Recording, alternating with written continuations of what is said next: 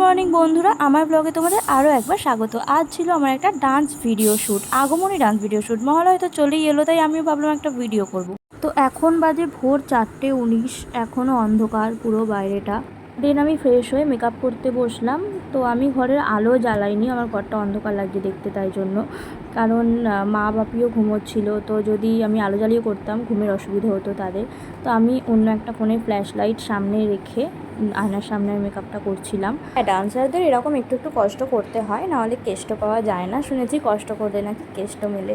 যাই হোক, দেন আমার মেকআপ কমপ্লিট হয়ে গেছে, বেরিয়ে পড়েছি। আর রাস্তা দেখো পুরো ফাঁকা। হ্যাঁ, দু একজন লোক তো থাকবেই। অনেকে আবার মর্নিং ওয়াক করছে, আমি তো মর্নিং ওয়াক করি না, আমার এটাই মর্নিং ওয়াক হয়ে গেছে। এটা ছিল আজকের লুক। যতটুকু পেরেছি ততটুকু দেখিয়েছি, কেননা ফোন ধরে দেওয়ার জন্য কেউ ছিল না, তাই পুরো লুকটা দেখাতে পারিনি। তো ভিডিও আসলে তোমরা দেখতেই পারবে। আর আমার সাথে আমার পার্টনার ছিল সৌরিমা।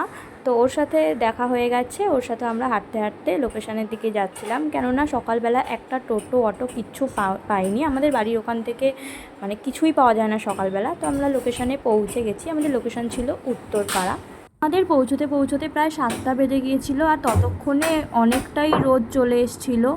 বাট কিছু করার ছিল না, ওই রোদের মধ্যেই আমাদেরকে ভিডিও করতে হয়েছে। ভিডিও করার সময় কোনো শট নিতে পারিনি, তো তোমরা এই ক্যামেরাতেই দেখে নাও। আমাদের কোরিওগ্রাফি করিয়েছিল সুচন্দ্রাদি, আর ক্যামেরাতে ছিল সুমি। তোর ভীষণ ভালো বিহেভিয়ার, তোমরা বুক করতে পারো।